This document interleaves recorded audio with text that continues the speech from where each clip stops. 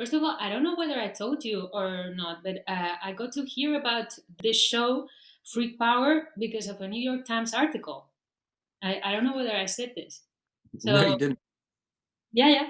So I love Hunter Thompson, and I read it on the paper. I said, ah, yeah, this is a cool exhibition. And when I saw there was you behind it, it was a wonderful surprise. It was great. Oh, cool. Oh, I didn't know that. I thought you had heard about it before, but well, not only you, but thankfully, we're grateful to the New York Times for publishing a nice piece about it. It's helped us bring this show to the attention of other people, even you. Yeah, so I'm just going to talk a little bit about Hunter Thompson in case somebody doesn't know him. Um, so, Sure. Hunter Thompson was an amazing American writer of the last third of the 20th century. He started his career as a journalist in the military. This I found out recently, it's amazing. Air Force. In the Air Force, right? It's so amazing to think about it in the military when he was such a rebellious figure. Well, that's why he was honorably discharged from the military. They said, as talented as this airman is, he basically, I'm paraphrasing, but he doesn't like to play. Oh, he cannot be guided by policy. That's the quote. That's very precise. It really is. So he developed his own style of reporting called gonzo journalism, and what this means is that he didn't intend to be objective and neutral. But actually, the stories that he told started when he was inserted in the narrative. And this is what he did, for example, when he infiltrated the Hells Angels to write Hells Angels, the strange and terrible saga of the outlaw motorcycle gangs, which he published in 1967. And afterwards, the Hells Angels tried to kill him because they wanted a part of the money that he got from the book. There was, yeah, they accused him of taking advantage of them and taking advantage of their hospitality and profiting off of it. And I mean, it's debatable whether or not they actually tried to kill him, but they definitely beat him severely. And Hunter writes about it after very nonchalantly of leaving the scene and putting his broken nose back in place so that it would heal correctly. And it's like, okay, change of scene. I'm out of here.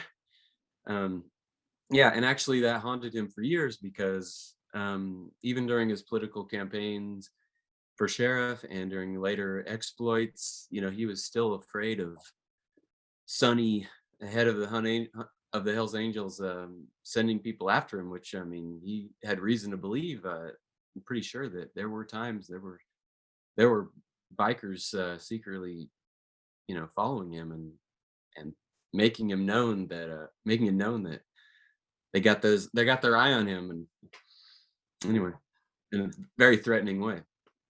It just his whole life was like a novel. But anyway, we'll get to that. So another of the great examples of gonzo journalism is Fear and Loathing on the Campaign Trail in 1972, which is the time that he Yeah. was following the presidential campaign that finally Nixon won. So I think, I don't know how it was with you, but the first time that I came in contact with Hunter S. Thompson was towards the end of the 90s when I was very young. Very, Mhm. it's true, but because of the Terry Gilliam movie Fear and Loathing in Las Vegas, which Yeah, was a thing for my generation. Was it the absolutely. same for you? Yeah, absolutely. Yeah, we're about the same age. I swear we were both very, very young. Yes, we were, and I remember my friend Jose Manuel, for example, who was, well, he still is a great draftsman. He started drawing like Ralph Steadman, and Uh-huh. yeah, which is odd, because we were kids from Madrid, but somehow, we all suddenly identified with with this No, writer that of was the 70s. that was a major influence, absolutely.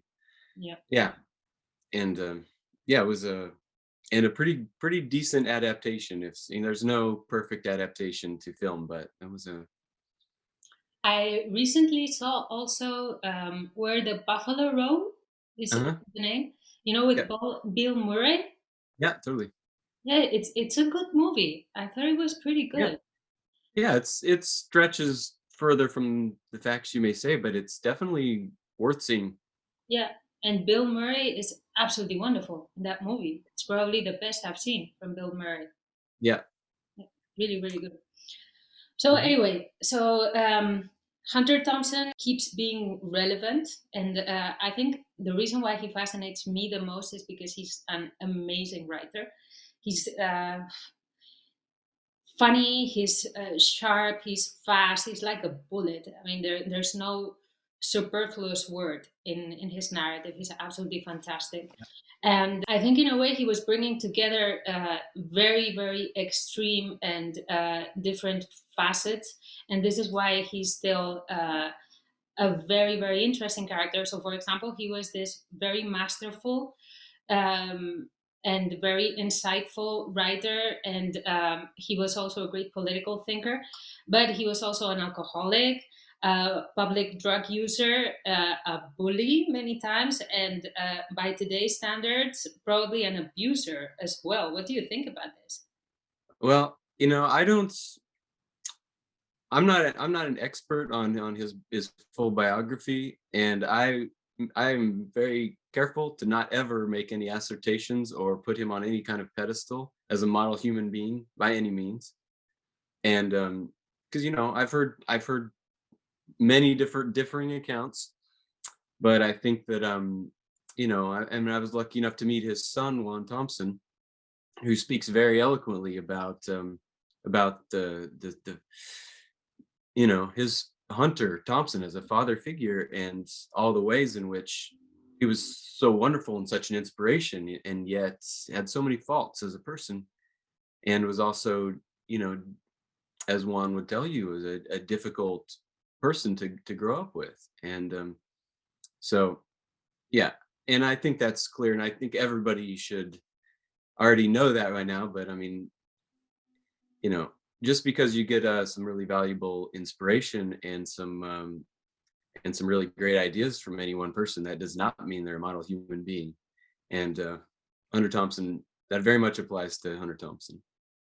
Yeah, no, that's a lovely way of putting it. And also, thanks so much for talking about his son with such a great respect.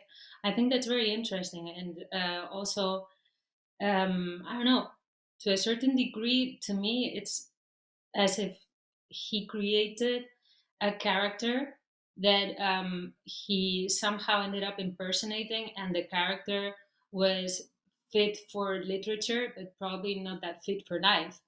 No, which is a great tragedy. And also, he was a very romantic figure in a way. He was very idealistic. He was Yes. always prepared to put his life on the line, and I think this is something which is really touching about him, and that's why you really have to respect Hunter Thompson, because there was a great integrity to everything he did. Yeah, absolutely. He was 100%, I mean, 150% committed to following his ideas to their fullest ends. And that wasn't always a healthy decision to make.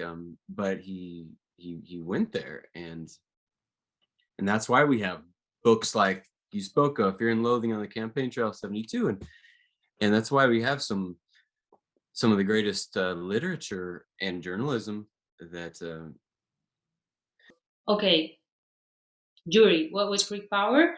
What it was the Battle of Aspen? Let's start. okay. Actually, Hunter Thompson called it